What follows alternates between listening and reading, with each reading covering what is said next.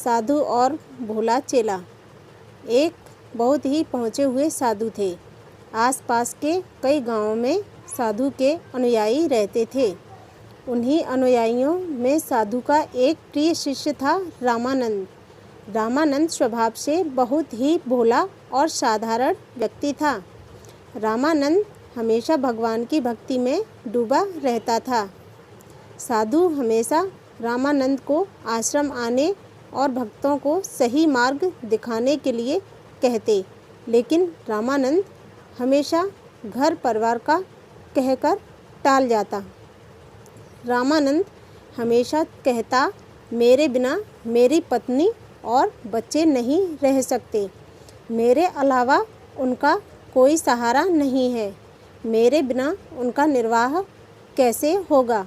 साधु हमेशा रामानंद को समझाया करते हैं कि यह सब तुम्हारा वहम है। जैसा तुम सोचते हो वैसा बिल्कुल भी नहीं है। अगर भगवान ने किसी को जन्म दिया है तो उसके जीवन निर्वहन के लिए भी उसने कुछ न कुछ इंतजाम जरूर किया है।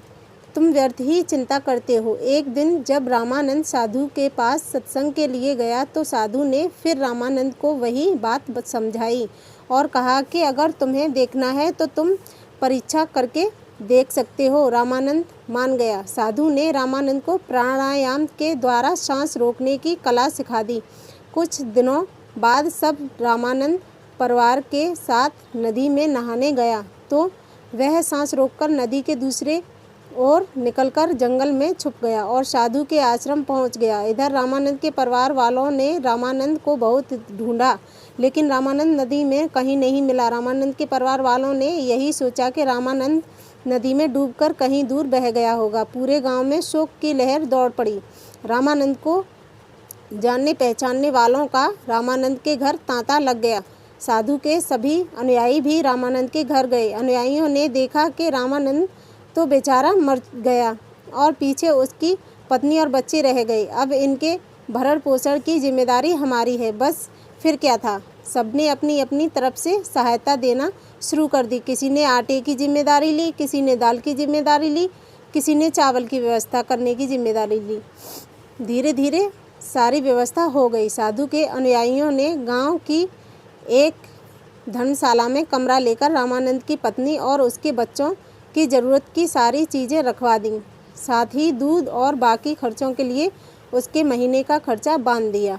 इस तरह साधु की अनुयायियों ने बिना साधु के कुछ कहे ही रामानंद के परिवार के लिए सारी व्यवस्था कर दी। कुछ दिनों बाद रामानंद की पत्नी साधु के दर्शन हेतु आश्रम आईं। साधु ने रामानंद की पत्नी से पूछा, तुम्हें कोई तकलीफ़ तो नहीं है।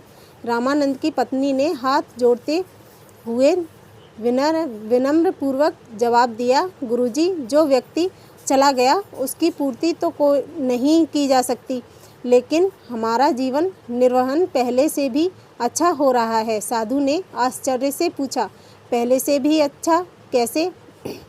रामानंद की पत्नी ने आदर पूर्वक जवाब देते हुए कहा, गुरुजी, आपके अनुयायियों ने ज़रूरत की सभी चीज़ें पहले ही धर्मशाला में रखवा दी हैं और मेरे ज़रूरी खर्चों के लिए भी राशि बांध दी है।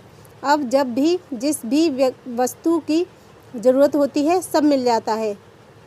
इधर रामानंद आश्रम के अंदर बैठा साधु और अपनी पत्नी की सारी बातें सुन रहा था। रामानंद की पत्नी के जाने के बाद साधु जी ने रामानंद कहा कि तू अब अपने घर जाकर देख कि जो तेरी पत्नी ने जो कहा क्या वह सत्य है या फिर नहीं। रामानंद रात के समय अपने घर गया और बाहर से ही दरवाज़ा खटखटाया। रामानंद की पत्नी ने अंदर से पूछा, कौन है? रामानंद बोला, मैं हूँ तुम्हारा पति, दरवाज़ा खोलो। रामानंद की आवाज़ सुनकर रामानंद की पत्नी ने सोचा कि रामानंद की तो मृत्यु हो चुकी है, यह जरूर रामानंद की आत्मा होगी। रामानंद की पत्नी बोली, नहीं, मैं दरवाज़ा नहीं खोलूँगी। रामानंद बोला, मैं मरा नहीं हूँ, मैं जिंदा हूँ, तुम दरवाज़ा खोलो। रामानंद की पत्नी बोली, बच्चे अगर तुम्हें देखेंगे तो डर के मारे उनके प्राण निकल जाएंगे, इसलिए कृपा करके तुम चले जाओ। रामानंद बोला, लेकिन मेरे बिना तुम्हारा काम कैसे चलेगा? पत्नी बोली, गुरुजी के अनुयायियों की कृपा से पहले से भी बढ़िया काम चल रहा है। तुम चिंता मत करो, बस तुम कृपा करके यहाँ से चले जाओ। रामानंद बोला, तुम्हें कोई दुख तो नहीं? पत्नी बोली, अभी तो बस यही दुख है कि तुम आ गए। बस तुम न आओ तो फिर कोई दुख नहीं। कृपा करके तुम चले जाओ और फिर कभी मत आना। इस कहानी से हमें यही शिक्षा मिलती है कि व्यर्थ की चिंता केवल बीमारियों का घर ही है। हमें व्यर्थ की चिंता छोड़कर ज़िंदगी में हमेशा आगे बढ़ते रहना चाहिए।